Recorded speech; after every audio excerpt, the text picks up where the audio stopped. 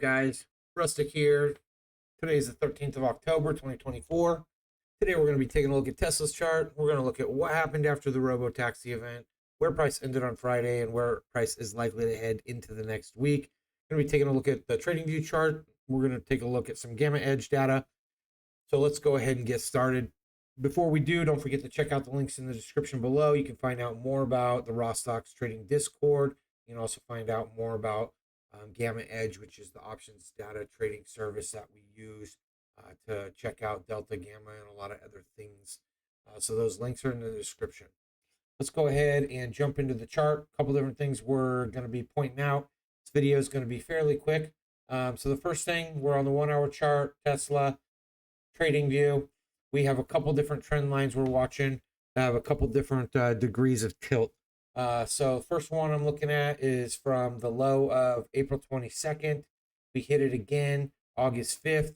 Okay, and we're just about to hit it again here, here in October. So we fell short just a little bit, didn't quite get down there, but that's that trend line right there. Okay.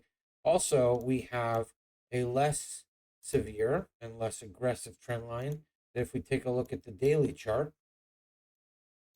okay, it comes from the 2023 low, hit it again April 2024, okay, which is our anchor point for that more aggressive one as well. And you can see if we were to shrink this up, we're just kind of in this wedge kind of triangle pattern right here. Okay, if we extend that out, eventually, these are going to touch. So a lot of times when price is not ready to actually break out yet, a lot of times what you see new triangles, new wedges form that are contradictory to other trend lines we were watching. And what I basically mean by that is if you were to take this trend line that everybody was watching, right? That everybody was watching, and you could argue, oh, did we break out? If you pull it down a little bit like that, it looks like it broke out a few different times, right? If you extend it back up to include this point from 2023, right? It looks like we broke out, came back down, and then broke out again, and are back testing it, right? But what we do here is we took this top from July 2023, and then this top from this year, July. Okay, and we come and we hit that. Okay? We didn't break out of it. We came and we hit it. We rejected it. So it's formed this new, right, in here, this new wedge or triangle pattern. Right? And then we can continue to consolidate in there while everybody was waiting for these massive breakouts.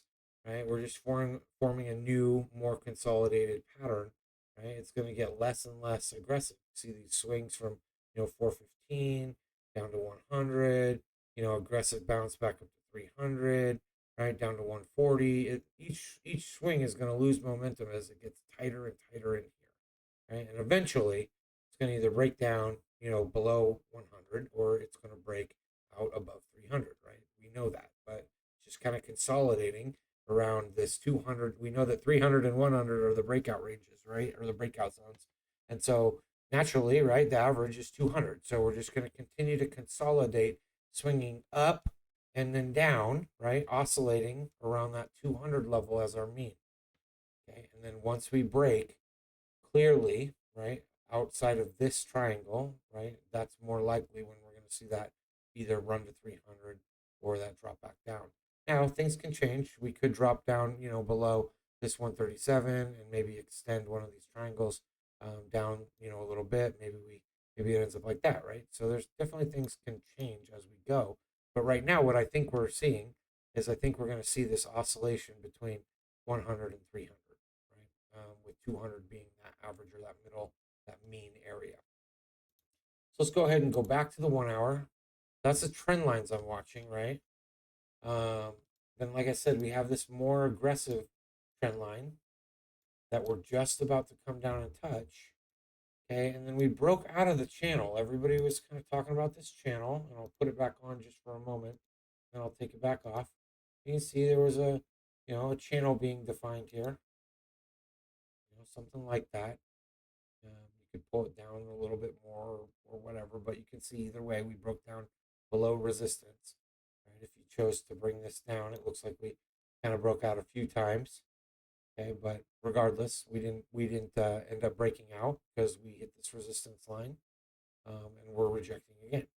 Okay, and I think we're going to go down below 200. I think we're going to come down and see resistance around 200, maybe pop back up, and I think eventually we're going to come back down and we're going to test this line again sometime. But I don't think it's going to be right away. I think that could be possibly even into next year. So I think it's more likely that we'll see rejection, on this trend line, right? See us try to pop back up, maybe somewhere in the middle here between the 260 and the and the 200, maybe up near 230, right? See that, see it cycle back down. We're just gonna kind of, Tesla goes up, down, right? Just kind of runs these different waves out. So, we've had this very aggressive drop after a Robotaxi. Very classic sell the news event. We're calling it on the Discord. We definitely said, like, look, Tesla always sells the news. Like, it's very historic that Tesla sells the news. To think that it's going to be bullish on an event, just look back on the Cybertruck event, look back on other Tesla events, look back on other things that, the market gets super bullish on for Elon, but it ends up not playing out right. It's always sell the news because investors get hyped, retail investors get hyped, and then institutions take advantage of the hype, and then they just rug pull. So we got the 1 hour right. Got a couple volume profiles up here, and these are basically moves. Okay, so this volume profile here is this move up. Okay, it's not necessarily a certain time frame; it's just a move up. Okay, this volume profile here, also the move up. Right now, this volume profile here is the move down. So just tracking, tracking to see. We had this right here at 228. That was part of the, reason why I thought we could see definitely a move down below 230 because we had a volume profile here from that move up that we were coming back down to test. So my target was kind of this breaker block here. For those of you who've been following in the Discord, I put that out when we were way back up here at 260. I said we're going to come down and test this 225 breaker block, right? Confluence in that is this, retest of this, this volume node point of control for this move up, right? And what did we do? We hit both of them, right? We hit the breaker block, we hit the volume node point of control. We took the sell side liquidity down here at 217. Right now we got liquidity below that at 210, right? 207 and 202. We'll see if we get down there. We have another volume node point of control from this move up here, right? It's coming in at 211. I believe we will hit that. If we look at this move right to here, that's the other move up, right? There's a 202 volume node that we might test there. And then if we look at this move down, okay, we've already come back up and hit that. So when we're looking at moves up, we're looking at testing the volume node points of control that we haven't tested yet. So 197.86 would be the volume node point of control. We're going to go ahead and put that on the chart, right? And that's going to be our test of that 200 level, would be my guess. So sell side liquidity, volume node point of control, right? We have this descending megaphone pattern here. So we're gonna say the most touches have come across the resistance, right? We have a very aggressive bottom that I don't find that is probably going to hold, but it could hold the support as we drop down, right? And you see the intersection between the support trend and the megaphone resistance or support level as well, right? And sell side liquidity. So wouldn't be surprised if we see this push down to 210, 207, right? And then maybe aggressively pop back up, into the 220s. Again, maybe find some consolidation, hit the resistance there, drop back down, hit the 200 level, and then decide, are we going to push back up in a meaningful way? We're going to see this consolidation. And see, we spent a lot of time in this area, right, in that 220s down to 200. And we chopped around here in the 190s to 200. We came back down and revisited the 200s, right? We popped up, spent a lot of time in this 225 area, right? But every time we get up here, there's not much going on up at 260, right?